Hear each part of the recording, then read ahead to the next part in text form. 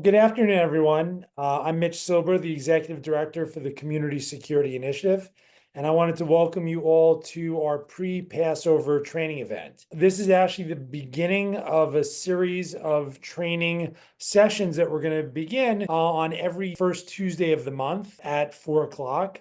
And obviously, given that we're approaching Pesach, we thought we would cover subject matter very relevant to the holiday. Our next session in a month will be covering summer camp. So we'll have a different group of presenters, and that'll be the subject matter for that event. But today, just to give you an idea of what our agenda is, we're going to be having our Intel desk giving you a briefing on what we believe the threat picture is right now. We will have one of our regional security directors from Long Island, Laron Felibi, will be talking about what you need to be thinking about when you're having a large gathering as it relates to security. We're going to have a representative from Doyle Security to talk about how you should best optimize your security guards if you're deploying that for the Passover holiday. And last but not least, we'll have David Pollack talking about a brief update on what is the situation with grants. We're all watching events in Washington, D.C., and it's kind of a fast-moving topic.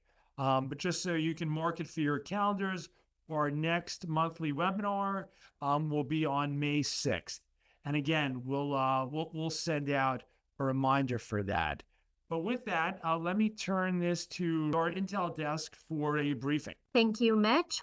I am going to give you a lay of the land of the current threat landscape as we see it. So I just want to state for the record, at this time, there are no known specific credible threats against the Jewish community in New York, whether today or during the Passover holiday.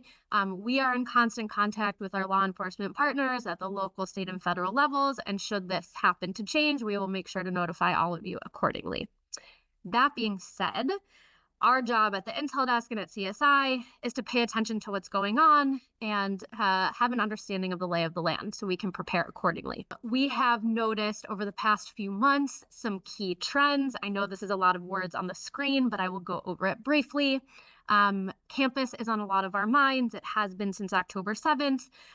We are seeing since the Trump administration's Catch and Revoke initiative, in which a handful of students across the country and likely more have been detained and will be detained. Anti-Israel groups are reacting very strongly, whether it's campus groups or larger state-level groups. Protests have been organized both on and off campus, with crowds amassing in numbers that we have not seen for a long time.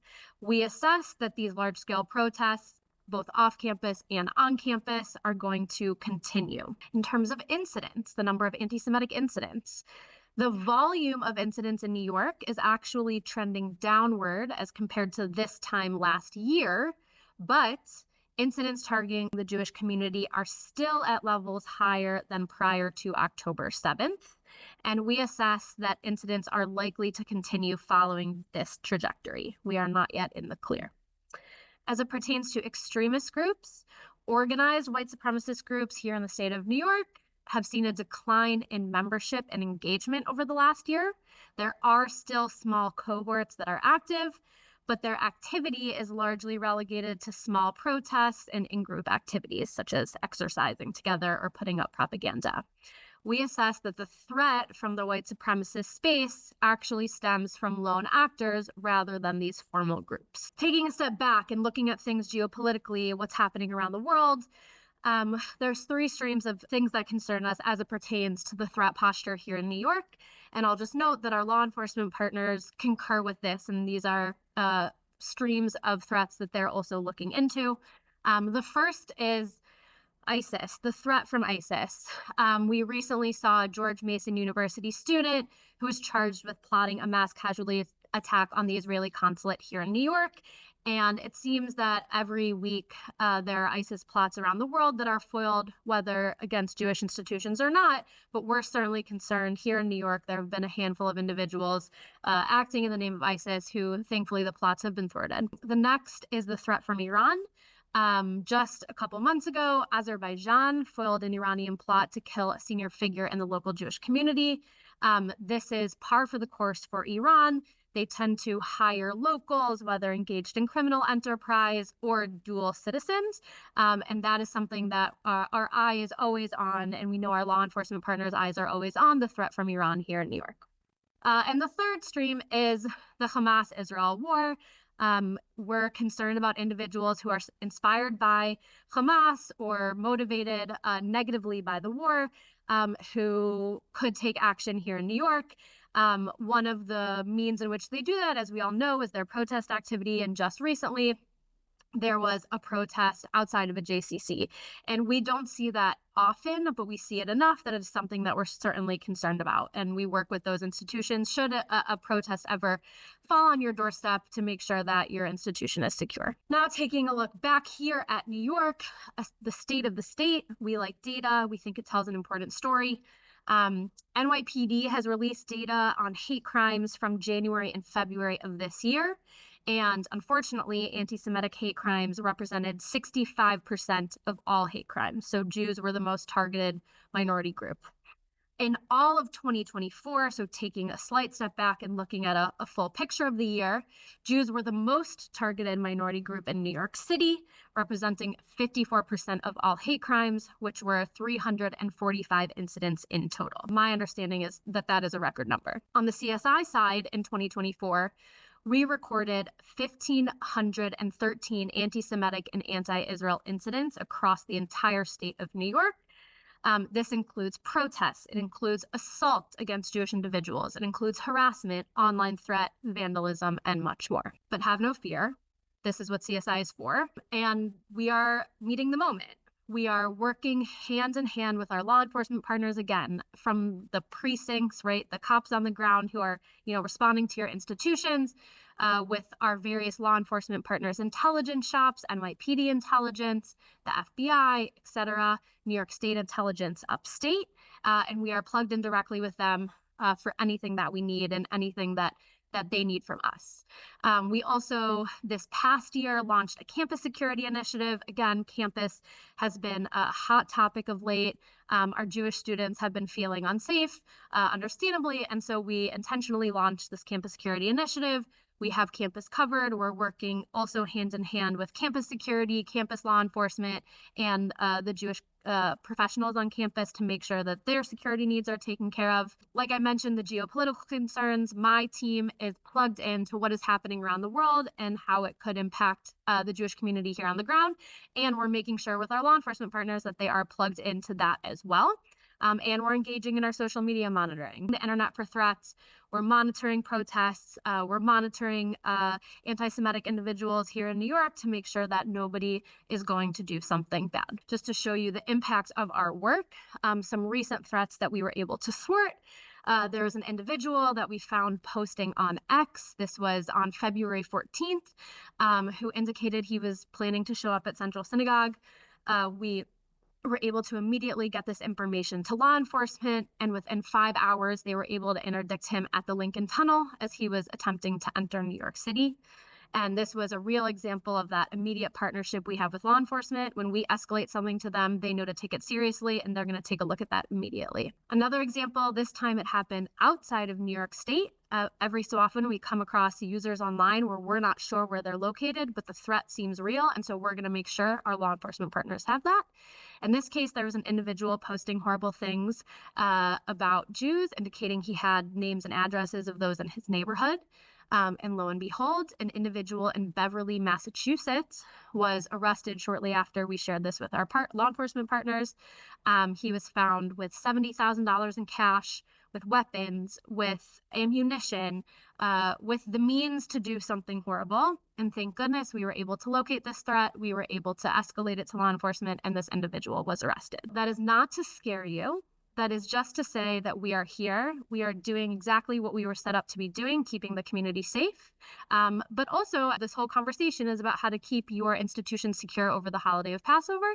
I'm going to turn it back over to hear how you all can go about doing that in a very tactical way. Great. So now we're going to hear from Liron Felibi, our Regional Security Director from Long Island.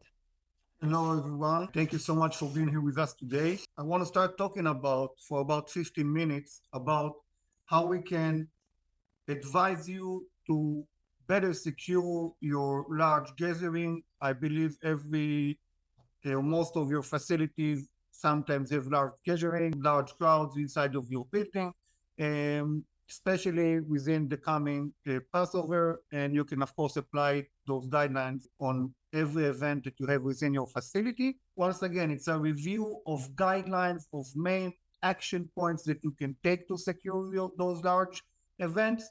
As always, myself or my colleagues, other regional security directors are available to you to assist separately if you need any elaboration, any special advice, specific location.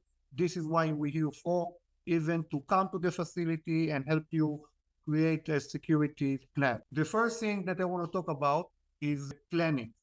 In order to make something happen, you have to create a plan. You have to appoint somebody in charge. A lot of facilities are doing it sometimes as a committee involving volunteers that are involved with the security of the facility. It's recommended, of course, to recruit volunteers, as more the merry, to help you secure the facility during those large events.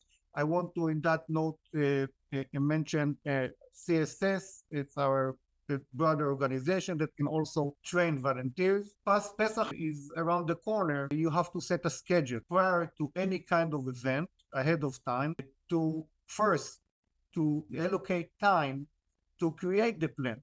The best way to create a plan is during a walkthrough. You bring everyone involved, the members of the community, the volunteers, the committee members, staff members, and if you have a security company that is involved with your facility, of course, it's very important to include them as of the start from the planning process. So you set a time to do a walkthrough and create your security plan. We're going to talk about what this security plan should have and include in the next slides. The next thing is, of course, to create a schedule for the event itself. When do you start the security briefing? If you need an additional training ahead of time for guards, for staff members or volunteers, this is when you need to start do the planning. The critical point to emphasize is the relationship with the local law enforcement.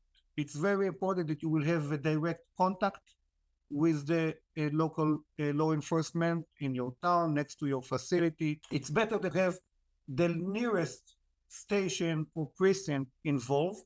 If you don't have it, you can always go to your precinct, your borough, or county, if that is your case. I recommend that you should share your schedule, when is the event is about to happen, how many are expected to attend, and of course your security plan and your emergency plan with the law enforcement. The best way to do it is, of course, to invite them to your facility, show them around. It's always good that they will know the lay of the land and will be ready in case they need to respond. They already know the facility. Access control is the key component in security. The goal, of course, is to keep the bad guys outside, prevent them from coming inside, and also to identify ahead of time any suspicious persons or vehicles around your facility. So this is our goal: prevent the entrance of an unknown or suspicious person, keep them up. In order to do that, it's very simple. We recommend to minimize entrance to the facility. The best thing is to use, of course, one main entrance that everybody coming and going from one local designated point, and also make sure that all the other doors, the secondary doors and entrances to the facility are closed before the event, and of course, making sure that they are closed during the event. Sometimes, as you know, certain individuals, especially when it started to get warm and the air conditioning is not working, deciding to open and prop doors open during those large gatherings. We see that a lot, and this is a breaching point, as we can consider it. We should inspect secondary doors that are closed at all times. Of course, all of those large gatherings, we recommend that apply a registration process. And when I say I want to just drill down a little bit to this registration process, it's not only registered by name and creating an invite list. We should also take a deeper look in who is registered. The best thing, of course, to vet somebody is through referral. But it's your job to identify if there's irregular people or suspicious people within that list. So it's this registration process should have some kind of a policy behind, not only just put in your name and maybe others. You really have to look at every name and making sure that the people that are registered are really verified by any kind of name, picture, ID, but the most important is referral, so we can really admit them to the building. If needed, in large gathering, you can apply a screening process by using metal detectors or showing ID, or of course, create a second layer of security when you put somebody outside of the building to really recognize the irregulars. Remember, of course, your synagogue is a private property and you can refuse entrance to the property if necessary. Don't have to feel bad by doing that. You can always tell somebody, sorry, this is a private facility, it's a private event, and we will be happy to schedule a meeting with you, give him a contact number, an email, so he can apply for membership or whatever. The security plan itself. The security plan itself is basic. It's to identify what are the threats during the event, and of course, create a simple security measure to mitigate that threat. The basic of the security is, of course, where do we place the people? Either guards, staff members, or volunteers that are involved with the security plan. If you have one guard, it's not a problem. I believe you don't need to be a security specialist to understand that you will put him in the main door, in the main entrance door. Now, you have to, even if it's a one guard, he has to have a set of expectation with you, with the staff members, with the security committee, a set of post order, and that Doyle Representative Jason will talk about it after I finished. What does expect of him to do? Where he stand on the post, when nothing happened, he should stand in this position. What he should, for example, in the main door, recognize suspicious people. This is his door. Maybe check bags if this is our expectation, and what our expectation from him in case of emergency.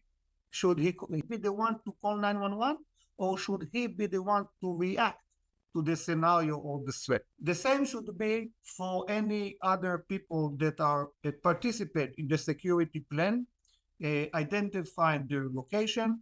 I can give you an example. In one facility on Long Island, during high holidays, they gather about 12 ushers, volunteers. They give them a green yarmulke. So they call them the green yarmulkes team, and they are identified to everyone by their clothing, and they also have a critical job and a role in case of emergency.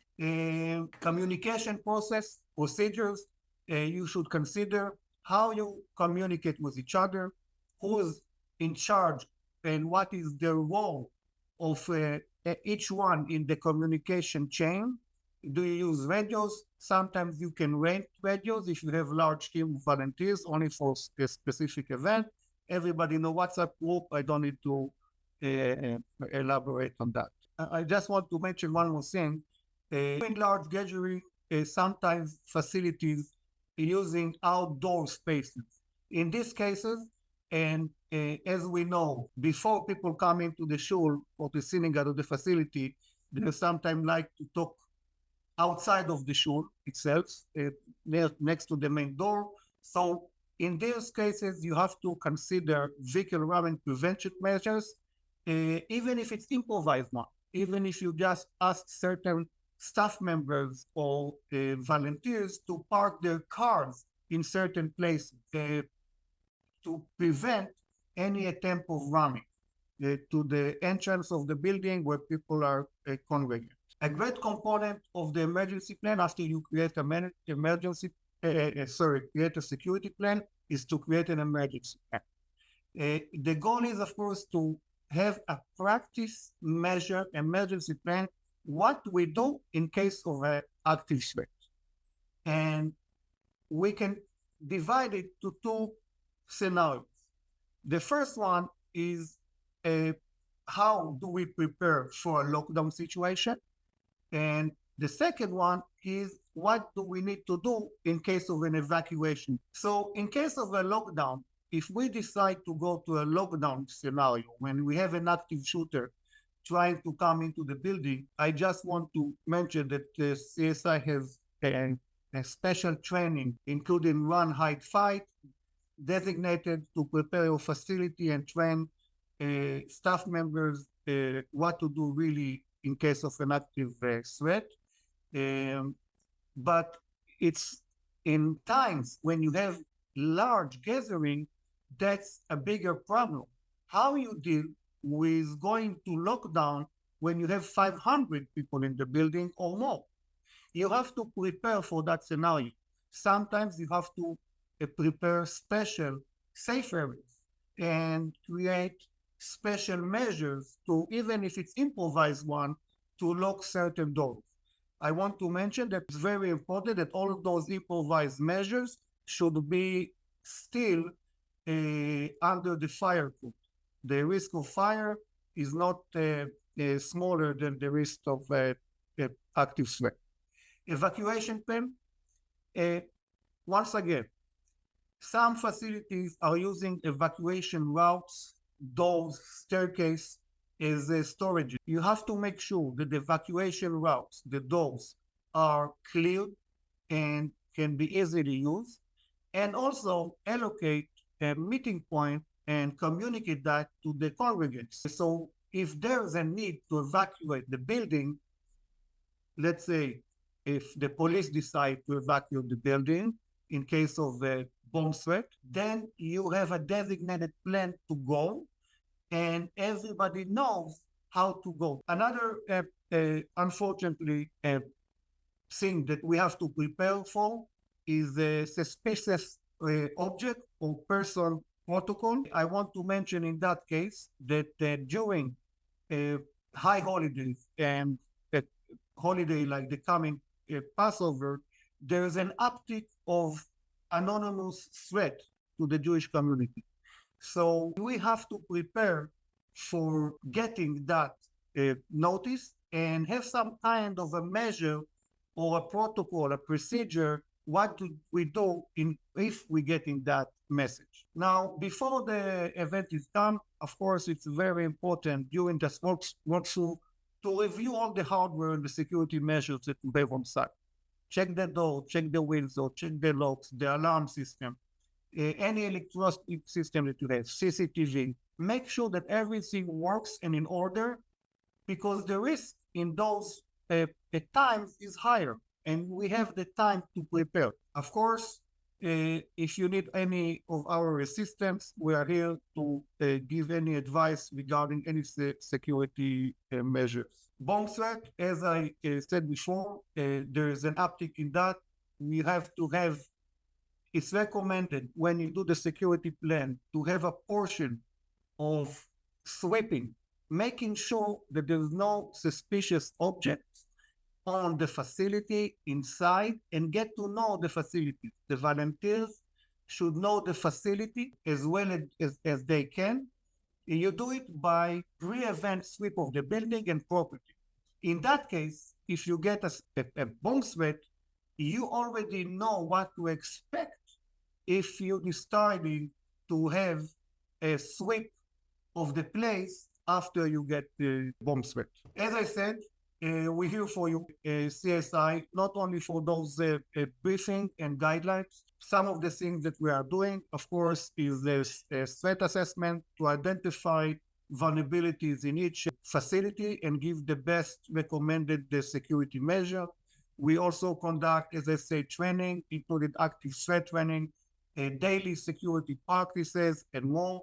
If you need any connection with the law enforcement, we are here for you. We are, as mentioned before, each of the regional security director has a direct contact with law enforcement in his area. And of course, if you see something, say something. We would love and would like to hear about any threat incident that you have so we can be of any assistance.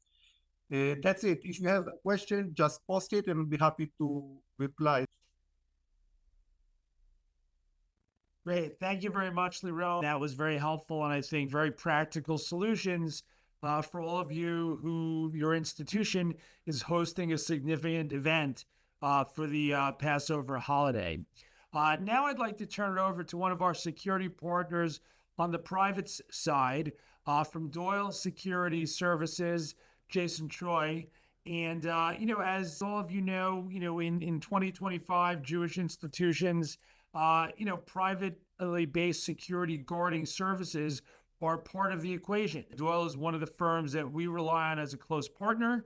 And we wanted to give Jason the chance to talk a little bit about how they think about their guarding services. Jason, over to you. Hey, good afternoon, everyone. First and foremost, thank you for having me on this call. Today, we're just going to talk briefly about optimizing your security program. Rather than get too granular, I do want to just focus on like a general overview and discuss some best practices. Before I get started, I just want to briefly introduce myself. My name is Jason Choi. I'm the Area Vice President of Business Development and Quality Assurance at Doyle Security Services. I cover Long Island, both Nassau and Suffolk counties, and Metro New York. I handle both the front end of the business and also ensure that we are staying accountable and ensure accountability, continuity. Here's our agenda. The introduction I just did. We're going to talk briefly about security risk assessments, what they are, some best practices, talk about effective deployment of resources, talk about post orders and training and development. There's definitely some overlap between my presentation and Liron's, but it's important. The word that you're going to hear me continue to use is proactive and communication. It's important to communicate with your security vendor, with your team, and ensure that you're taking proactive measures. Before we get into security risk assessment, we just have to think about the goal of security. The goal of security is to mitigate risk. How do we get that done? I like to just use deter, detect, report. That's the basis of it. Implement proactive solutions, and every successful security partnership begins with communications. Too often there's a mentality sometimes that, hey, I've hired a security company, my job is done, they'll figure it out. I disagree. That couldn't be further from the truth. You need to be communicating with your security vendor constantly to ensure that they're up to date with any policy changes within your organization, and ensuring that their procedures, their post orders align with your goals. So what is a risk assessment? It's a proactive approach where we try to identify risks and vulnerabilities and threats at a site, after which we'll have a data set that we can analyze and prioritize different risks and make recommendations. From there on, we can develop and implement protocols, solutions, talk about different technology offerings. Do we need to increase manpower, decrease manpower, deploy an armed element? And then we can also talk about what we need to include in the post orders, talk about an escalation tree, and things of that nature. Now, your security vendor and their protocols should definitely align with your organizational goals. So if you are a community center and you want to be a welcoming environment, the last thing you want is someone with an open firearm standing outside of your facility. That's not very inviting. In addition to that, when we talk about training and development later, we want to make sure that the officers have the necessary customer service training and the ability to engage with people. We can also identify, it's not on there, but types of incidents, frequency. So this can be a very in-depth, granular process where we do it over a 6-month period of time. We can also do different initial risk assessments to begin and start and build a program, go from there. Now, I can't emphasize this enough. I bolded it. I think it's the only thing I bolded within the entire presentation. But a risk assessment should be conducted regularly. So it's not just once at the start of a security program.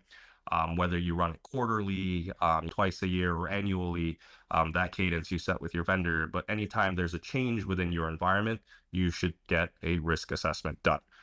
The effective deployment of resources. On this slide, you'll just see some examples of what resources you have when it comes to security, whether it's the unarmed security officer, armed security officer. Do we need a marked security vehicle patrolling the site to be a deterrent? Do we have a on-site security operations center? Do we need to tap into a remote security operations center to ensure that we have support? And then obviously the technology options. Technology has come a long way. When we talk about unarmed security officers, these are going to be your ground level boots on the ground where they handle duties such as access control, crowd management. They'll cover doors. Ideally, back to Laron's point, you'll want not too many points of entry, and you want each of those manned. Armed security officers, you'll have to decide as an organization whether it makes sense to deploy a plainclothes element, or if we'd like to have something a little more aggressive as a deterrent where they are showing a presence. And this ties back into the organizational goals. The marked patrol vehicle, so this is a huge deterrent, especially on the overnights when someone is not utilizing the center or no one's on site. Just the perception that, hey, someone's keeping an eye on here is the step in the right direction. Security operations support, again, if it's not on site, just ensure that something remote is available to not only the officers, but also to anyone within the organization in case of, let's say, there's an alarm verification, things of that nature. Technology, I mean, it starts with, I think it starts with cameras first and foremost. Cameras have come a long way. There's analytic capable cameras. Utilizes AI to detect anomalies within a certain site, within certain parameters, and guard management tools. I think those two are non-negotiable. Then we can talk about turnstiles if that's something that makes sense for your site. We can also talk about different access control systems and badge readers, tiered access. That's a whole different rabbit hole, and I wanted to keep this general. And then something that's not on there that Laron touched on, and I should have definitely highlighted, is a partnership with local law enforcement. I just want to shout out because they've been so nice to me, but organizations like NYPD Shield, they do a wonderful job of sharing information and getting the community involved. Developing effective post orders. Everything starts with the risk assessment. You'll have all your data there, and then from there you have to create a plan. So this is typically, again, accompanied by some sort of guard management tool or software, just so that there's ease of access for the officer. There should always also be a hard copy on site. I like the KISS method, so keep it simple and straightforward. Some of you guys might use a different word at the end. Now, essential components, when we talk about the structure of post orders, there needs to be a section that's dedicated to not only the general orders, policies, and procedures within the company, but also a code of conduct for both organizations. There should be one that's for the security vendors' rules, code and conduct, and ethics, and then one that's also for your organization, and the guards need to be familiar with both. This ensures that your organizational goals are being met. This also allows for the guards to pull up the code of conduct for your site if they have to approach someone about, let's say, an infraction or a disturbance. There should also be a section with any relevant laws and regulations that pertain to the site. And definitely emergency contacts, but also an escalation tree that needs to be accessible, needs to be programmed within the phone, and everyone needs to know who to call for what kind of incident. If it's a major serious incident, maybe if Dove is the security director on site, it might not make sense to call Dove first. It might make sense to call law enforcement first and then let Dove know that law enforcement has been notified. There also needs to be site-specific procedures for access control, visitor management, and emergency procedures. Laron talked about having an emergency plan. Everyone on the security team especially needs to know their role within the emergency plan. So the last thing you want is an emergency happens, you need to either evacuate or lock down, and the security officer doesn't know what to do. It's a terrible situation to be in, and again, the word is being proactive. They should also have a copy of any relevant schematics if there's equipment on site, and definitely some facility maps, at the very least, some sort of a fire drill map. Customization, in addition to general orders, there should also be addendums in place for each site. So your organization may have multiple buildings where The use of the facility might be an office building administration. There might be a community center. There might be a sports center. And we also have to identify the different demographics. So who are the end users of these facilities? Build the post orders around that. Definitely take the information from the risk assessments. One example I like to use is writing in the post orders, if applicable, ensuring that a guard escorts a visitor instead of just directing them in one direction. Oh yeah, the room you're looking for is that way, but rather getting up out of their seat and ensuring that they're getting to the destination. That's a good thing from a security standpoint, but it also kind of reinforces that that welcoming nature of your facility. Just as important as post orders is training. There's a couple examples out there. I'll just go through each one. But in addition to New York State minimums, you want to make sure that your training curriculum is well fleshed out, and you want to communicate this with your security vendor and really set expectations from the get-go and update as your organizational needs increase. So customer service excellence, this is a non-negotiable for me. Security guards are oftentimes, Lerone said they're going to be at the front of your property. They're sometimes the first face that someone sees when they enter your facility. You want to make sure that that person is able to effectively communicate, make the visitors feel welcome, but also safe. Then there's CPR, AED, first aid. If you have someone on site that has the certifications, wonderful. It also helps to have security officers to have those certifications. If they're conducting patrols and emergency happens, they're able to respond until first responders arrive on site. Fire and life safety. This is especially prevalent within the city when we talk about fire life safety directors.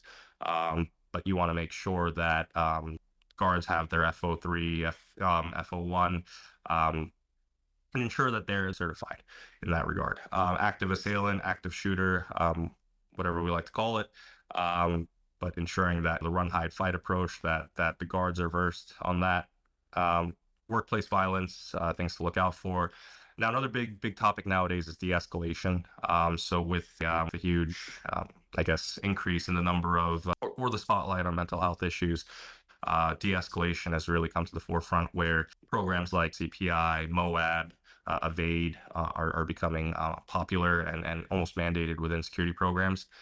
Tabletop exercises, we went through a bunch of good trainings, but it shouldn't just be limited to the security staff, and I'll get into it in a little bit. But the whole organization should have some sort of quarterly or once annual training where they're updated on these topics as well. Security is everyone's responsibility. I'd like to repeat that. Security is everyone's responsibility. So security should be a culture. Your people are your greatest asset. Natural surveillance is the most cost-effective addition to your security program.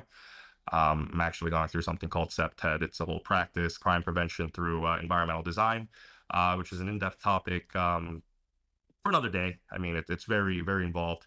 But some of the easy to implement solutions are ensuring that everyone knows their roles in emergency drills, that they're part of or they're aware of the emergency action plan in both an evacuation or lockdown, some sort of anonymous tip line or security hotline, so that when someone does observe a something out of place occurring, that they're able to easily reach the security personnel or first responders.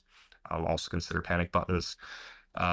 Quarterly trainings for both security and for staff, so ensuring that there's a tandem that everyone is able to take part in that CPR first aid. Just to reiterate, the goal of security is to mitigate risk via deter, detect, report approach. Again, being proactive and conducting risk assessments and updating post orders and training accordingly, whether it's quarterly, annually. That's my recommendation.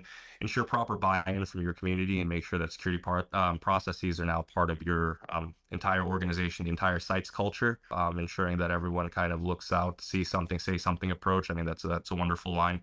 And then also just finding a security partner that's aligned to your goals. That's a good communicator. The next slide is just, that's just a little write-up, I guess, that the company did about me that they wanted me to include, but I'll take questions at the end. Thank you. Great. Thanks so much, Jason. I think that, really brought some of these issues into clear relief for those of you out there who use private security. There's guidance, there's the obligations that you all have that goes hand in hand with bringing on a private security firm like Doyle. So one more piece of our presentation today, and I'm going to turn to David Pollack, founder of CSI, and special advisor, to talk a little bit about what is going on in Washington. What are some of the implications for the NSGP grants, as best as we can tell, on April 1, 2025. Thanks so much, Mitch. You want me to have a crystal ball? This is a particularly tough year to figure out what's happening in Washington or anywhere else in the United States, or possibly the world. But let's talk about grants. First of all, will there be a grant this year? I believe B'emunah Shlema that there will be a grant this year. Now, when? Best guess, sometime in May or June. That's very vague. In previous years, at least we knew that there was a law that's within 60 days after the president signed the budget, there would be a grant. This year, who knows what the law still is there? Who knows how it will be implemented? So our best guess is sometime between May and June. Plan that you won't have a long time to actually do the grant. Maybe the application window in New York will be 2 weeks or less. So it's imperative that you have everything ready before the grant rolls out. What does that mean? You need an assessment. And, to be very honest, we love to do assessments. To be very honest, we're pretty booked up. So if you're thinking of getting an assessment, Jamie is going to put in the link to request an assessment, but do it as soon as possible. And we can't at this point guarantee that we'll get to you, but we'll let you know what's happening. That's number one. May to June, 2 weeks or less. Number two, there will be a New York State hate crimes grant this year. It's April 1st. We're supposed to have a budget in New York State. There is no budget on April 1st. When they will have a budget, usually within the next 2 weeks. These don't drag on too long, but who knows? There will be a grant. Whether they release the grant in the spring or later hold it till the fall, we don't know. The governor's office is holding everything close to their vest. So plan on a spring NSGP grant, the hate crimes grant, spring or fall. The bad news is the number of expected grants will be reduced. Last spring, we had 289 NSGP grants in New York State. I did the math. It seems that we're going to have something north of 200 grants. So that's close to a third of a reduction in the number of grants on a federal basis. Also, last year, New York State gave out $60 million in grants. This year will be $35 million, or at least the odds are $35 million. So just don't count on a big increase. And if anyone received a grant in 2024 and they haven't signed their contract yet, it's time to get going. If anyone has a 2021 or 2022 grant that expires in August 2025, you better get it done. Do not count on any extensions. It's a weird year in Washington, and anything that's open on the table that's not being used, we don't know if it's going to be clawed back or not. So that's my short presentation, and if you have questions, I'll probably share my confusion with you. Back to Mitch. So we have a couple questions I see in the chat. The first one is about when you have an event, for the most part, using registration tickets, but how do we handle drop-ins? And I think Susan mentioned that today they had their membership director escorting the people into the building, but that might not be the safest approach. So, Liron, Jason, you have tickets that people are supposed to register for, but some people show up and say they missed it, they didn't do it, they still want to come to the event. What's your guidance to an institution when we have one of these situations? Look, I'll start, and Jason, first you can jump in. I want to expand that question to a little bit broader view. We call it walk-ins, right?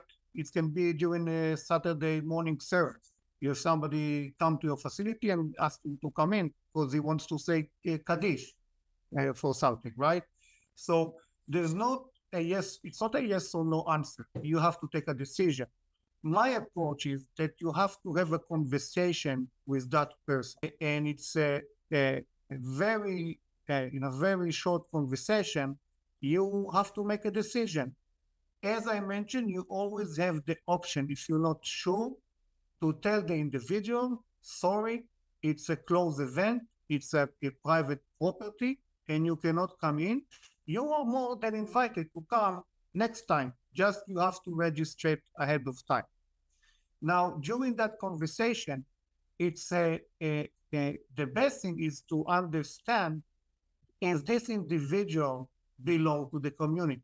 And I say to the Jewish community, try to be politically correct, but it's very easy in a few sentences, few questions, who comes to your facility? You know the community most of the time. And you have to find the right person to ask this question and try to find out if this individual has any connections to the community. Where does he live? Does he know someone from the community? The best white flag that you can get is, hey, yes, of course, I know Moshe Rabinovitz. Moshe, come here. Do you know Jason? Yes, I know Jason. That's it. Or I know Rachel Schulman from Great. Okay? That's the best white flag that you can get. Red flag is, no, I'm out of town. I only came here for hotel in the weekend. It sounds very nice, but it's from my point of view, it's not a good reason for him to come and visit your synagogue. Unfortunately, I just want to remind you, 3 years ago, Colleyville, Texas, a very nice rabbi wanted to do tzedakah and be very nice to someone that needed a cup of tea out of the street. It's ended in a 12-hour siege and hostage situation. So we have to be more alert. And as we said, we can refuse people. It's not a yes or no question. You have to make a decision by making a conversation, try to find out a link to the community, and then, and once again, use your common sense. I'm not saying profiling, but if you see parents were in the age of 30 with 2 kids in the age of 5 and 7, the likelihood that there will be the terror attacks for a terrorist from Hamas is less than if you see an individual, one person or 2 people in the ages of 20 to 55 come in and want to tell you that they want to use the bathroom, okay? So in the end of the day, it's your decision. But as I said, we are here for you 24/7. And don't take any chances. I hope I If I may just briefly add on to that, Liron just hit the nail on the head. It's perfect, everything that he said. It really does come down to making a decision. So obviously, events that require prior registration, if someone does not have a ticket, you absolutely have the right of refusal, and you should oftentimes utilize that right. However, if it's an open place of worship, for example, maybe another best practice would be to have a registration desk right up front and ensure that within the post orders, the guard is directing everybody that is not necessarily a member of the congregation, however you identify it, whether it's a badge or pin, something, but directing them to the registration desk. All right, great. Jamie, any other questions that you've gotten? So we have another FEMA question. Question basically is everything frozen? The answer is in New York. Thank God, DHSES is working business as usual. If you finish all the appropriate filings, to be reimbursed, you will be reimbursed within 30 days. I constantly am texting up to Albany, and the answer is as of today. Right now, FEMA is undergoing a review, and they're not reimbursing the state. So New York State is advancing the money, trusting that they have this system well in hand, and they'll get paid back eventually, and they have the money to advance. Our advice is get everything ready to sign a contract, and then communicate with CSI, and we'll check if there's any imminent change in that policy. Before you sign the contract with the vendor to install equipment, check. We will check and give you any information we can glean. All right. Well, with that, I'm going to close out today's training session and remind everyone that our next one will be on Tuesday, May 6th. But I wanted to wish everyone a safe and happy Passover, Chag Sameach, and we look forward to seeing you a month from now. Kosher v'sameach.